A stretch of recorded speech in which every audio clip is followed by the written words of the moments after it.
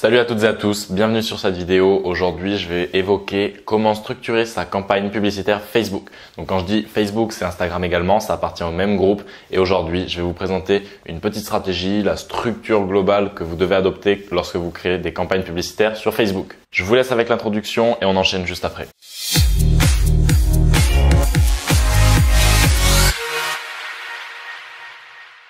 Pour ceux qui ne me connaissent pas et qui me découvrent dans cette vidéo, je m'appelle Matteo Pinceau, j'ai 18 ans, j'ai une agence marketing, PMC Marketing, et j'aide les entrepreneurs et les entreprises à développer leur chiffre d'affaires sur Internet grâce à des stratégies marketing digitales poussées. Donc Facebook, Instagram, ce sont les vecteurs de trafic que j'utilise pour mes clients le plus, qui sont complètement les plus prépondérants dans mon business. Donc c'est pour ça qu'aujourd'hui je voulais vous faire une petite vidéo car c'est vraiment le vecteur que je maîtrise le mieux. N'hésitez pas à vous abonner à la chaîne YouTube si ce n'est pas encore fait, à activer la petite clochette pour recevoir les notifications et on commence maintenant la vidéo. Dans cette vidéo, quand je vais parler de Facebook ou que je vais parler d'Instagram, pensez également à leurs collègues Facebook, Instagram, Facebook, ça va ensemble, c'est le même groupe. Donc par rapport à ça, Instagram et Facebook sont les deux plus gros réseaux sociaux en France.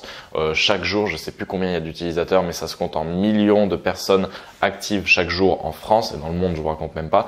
Donc ça représente un vecteur de trafic très intéressant. Beaucoup de personnes me disent on peut pas utiliser Facebook, on peut pas utiliser Instagram pour du B2B, business to business. Donc voilà, quand vous êtes une entreprise, que vous avez un produit, un service à vendre à une autre entreprise. Beaucoup de gens pensent que Facebook, on peut faire de la publicité qu'en B2C. Donc par exemple, une entreprise qui vend à un particulier. Exemple, si vous faites du dropshipping, que vous vendez des chaussures, que vous vendez des accessoires de cuisine, que vous vendiez des coques pour téléphone, vous êtes en B2C.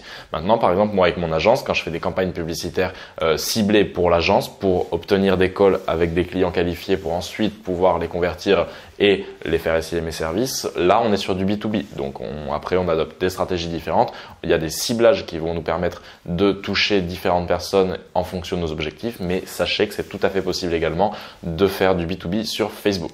Donc une campagne Facebook va se diviser en trois niveaux. Déjà d'une part vous avez la campagne. Donc ici, première étape, premier niveau, la campagne. Deuxième niveau, l'EP, l'ensemble de publicités. Donc c'est ici, vous verrez un petit peu qu'on va avoir le plus gros travail entre guillemets à faire, même s'il ne faut pas négliger le reste. Et en troisième niveau, on va avoir la publicité.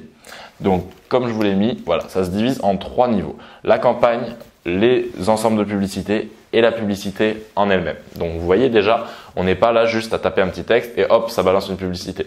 Il y a déjà un travail de programmation à faire avant. Quand je dis programmation, on n'est pas sur du développement web, mais de mise en place tout simplement. Dans la campagne, on va programmer plusieurs trucs. Le nom de la campagne déjà.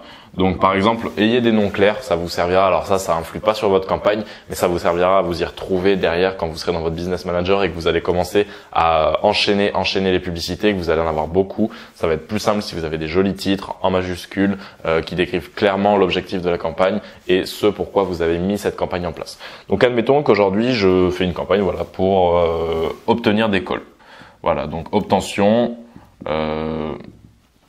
Je vais marquer vite, call PMC par exemple, pour mon agence. Voilà.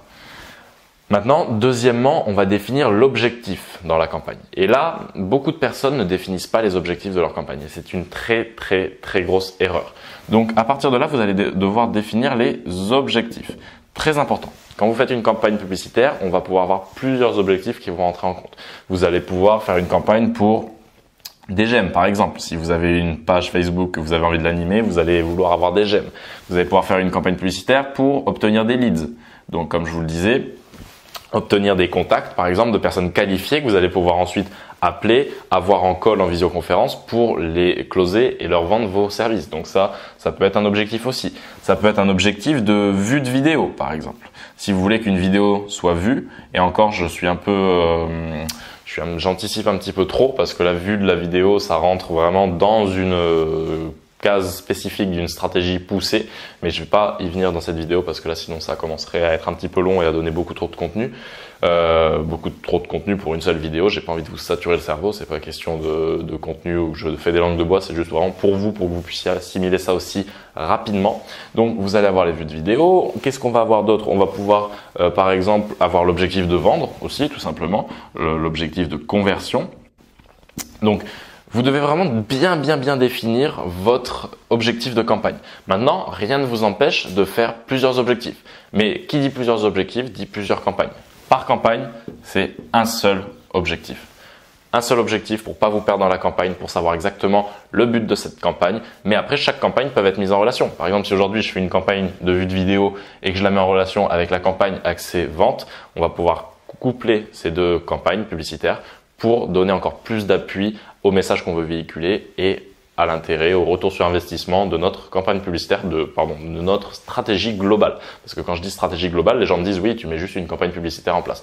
Non, une campagne publicitaire, comme je vous l'ai dit, c'est un seul objectif. Maintenant, nous, on va pouvoir les mettre en relation pour créer vraiment un écosystème qui va faire qu'une fois qu'un prospect rentre dans votre entonnoir de vente, parce que attention, un entonnoir de vente, c'est pas uniquement sur ClickFunnels faire un tunnel de vente. Un entonnoir de vente, ça peut être également sur Facebook, où vous avez des objectifs de qualification de leads au fur et à mesure pour ici le faire convertir et le faire terminer en tant que client.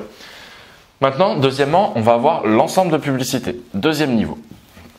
Donc ici, on va programmer tout ce qui va être budget. Donc je vous le mets là rapidement. Budget et les audiences. Voilà. Donc on va avoir un petit peu plus que ça, hein. Il y a d'autres petites options à paramétrer, mais les deux gros points importants dans l'ensemble de publicité, ça va être le budget, les audiences. Maintenant, quand on fait une campagne, il va falloir tester plusieurs ensembles de publicité. Pourquoi? Il va falloir tester plusieurs ensembles de publicité parce qu'un ensemble de publicité est un ciblage d'une audience type. C'est vous qui définissez cette audience type. Aujourd'hui, par exemple, admettons, je fais un premier ensemble de publicité, on va dire EP1. J'en fais un deuxième, EP2, j'en fais un troisième, EP3.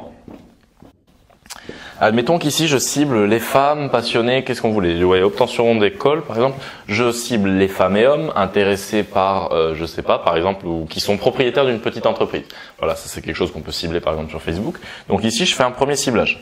Ici, je vais en faire un deuxième. Je vais tester, par exemple, les hommes, parce que j'ai vu que, par exemple, par rapport à mon industrie, vu que je connais bien mon personnage, mon buyer personnage, mon client type, c'est encore un travail que vous devez faire en amont avant votre stratégie marketing.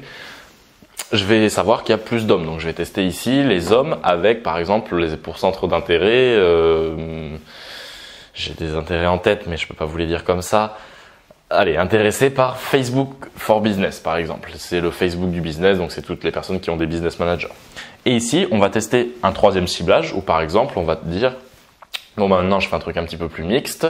Facebook, enfin là, on reste sur Facebook, Instagram, hein, on bouge pas, on reste sur ces plateformes pour encore après pouvoir voir ce qui a été le plus rentable pour nous. Mais ça, enfin, là, je suis encore en train d'anticiper. Et dans le troisième ensemble de publicité, qu'est-ce qu'on peut cibler? Par exemple, les hommes qui j'ai pas d'idée comme ça, enfin j'en ai beaucoup, mais en même temps, comme je vous dis, je veux pas vous perdre, je veux rester synthétique dans cette vidéo. Donc tous les hommes qui aiment par exemple Forbes. On sait que voilà, Forbes c'est quand même un magazine business. On a des chances de toucher un peu plus de personnes qui ne seront pas qualifiées, mais dans le volume, on peut peut-être trouver des prospects aussi très qualifiés. Donc on va avoir trois ensembles de publicités.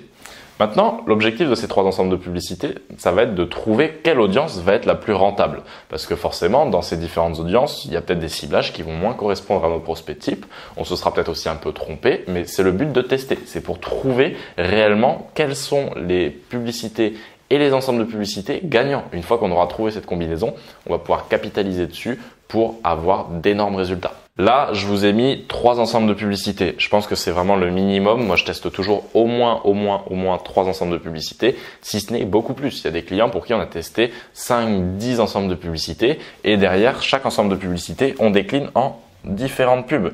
Donc moi je conseille également, attention j'ai le bouchon qui est tombé, je conseille également de décliner au moins en 3 publicités. Donc je m'explique, minimum en 2. Alors regardez, j'efface ça pour l'instant. Par exemple, sous l'audience des hommes qui aiment Forbes, on va tester une vidéo et on va tester une image. Voilà, avec un petit texte au-dessus, tac tac tac. Le même texte, hein, parce qu'il va falloir vraiment comprendre qu'il faut segmenter tout ce que vous allez tester, disséquer toutes vos modifications pour comprendre ce qui va marcher, ce qui impacte réellement votre audience, la personne qui va regarder et qui va tomber sur votre publicité. On va faire pareil dans l'audience numéro 2. Donc ici, pareil, on reteste la vidéo, on teste l'image avec les textes.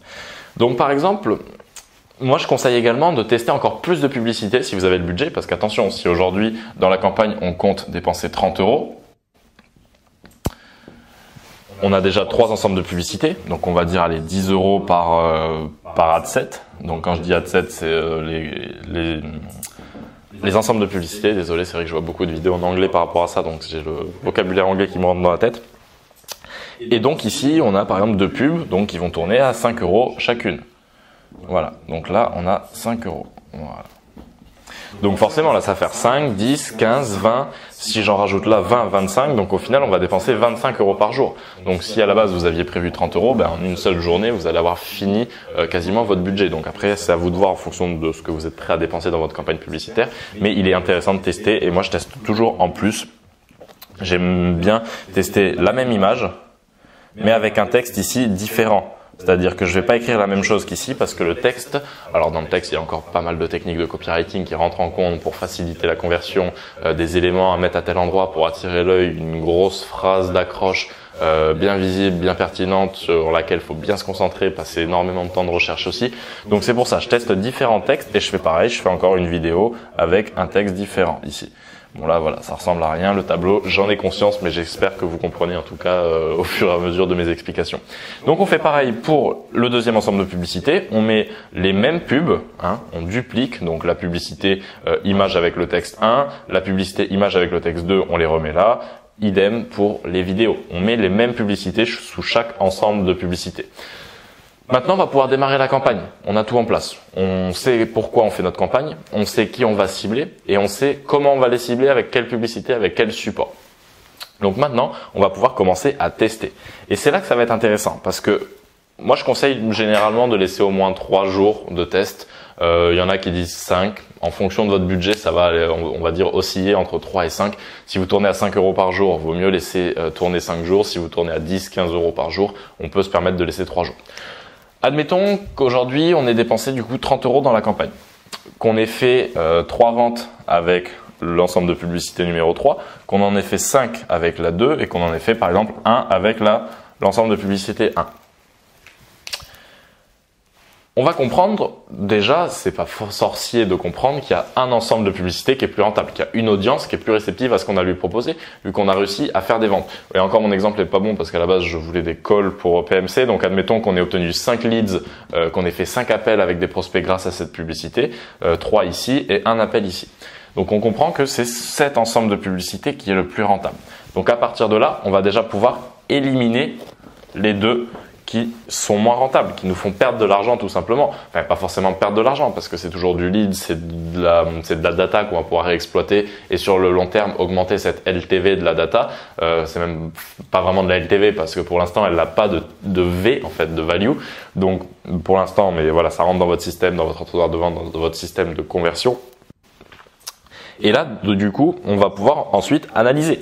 Donc là, on va voir que par exemple, la publicité image avec le texte numéro 1, elle a généré une vente, que la vidéo avec le texte numéro 1, elle a généré 3 ventes, que par exemple, la vidéo avec le texte 2 a généré une seule vente et que la vidéo, l'image avec le texte 2 a généré 0 vente par exemple.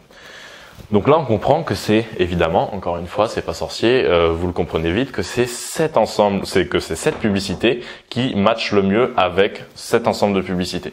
Donc à partir de là, on va pouvoir éliminer tout le reste. Et là, mon tableau est vraiment horrible, je m'excuse pour ça, mais on va avoir un chemin ici. Donc l'ensemble de publicité numéro 2 avec la vidéo avec le texte 1 qui fonctionne, qui est la plus rentable, qui nous a amené le plus des résultats par rapport au budget investi en amont dans cette campagne publicitaire. Donc on va pouvoir supprimer tout le reste, capitaliser sur cette campagne et ensuite scaler la campagne publicitaire. L'objet de cette vidéo, c'est pas de vous expliquer comment on procède pour scaler une campagne efficacement. C'était vraiment pour vous présenter la structure d'une campagne Facebook. Et comme je vous le dis, des fois, ça peut être beaucoup plus le bordel parce que nous, on a déjà été jusqu'à 10 ensembles de publicités pour des clients ou derrière, on a dupliqué aussi en 4 publicités différentes. Donc, c'est sûr que vous allez devoir vous résigner à perdre de l'argent entre guillemets dans des tests. Moi, je préviens toujours les clients en disant il y a 10-20% du budget qui vont partir dans des tests. Mais derrière, ces tests sont légitimes et sont obligatoires parce qu'on ne sait pas en amont comment les audiences vont réagir. Moi, des fois, je sais que j'ai été étonné. Les meilleurs résultats sur certaines campagnes publicitaires étaient sur des intérêts que je n'aurais pas forcément prédit gagnant au début de la campagne, lorsqu'on a lancé et mis en place la stratégie.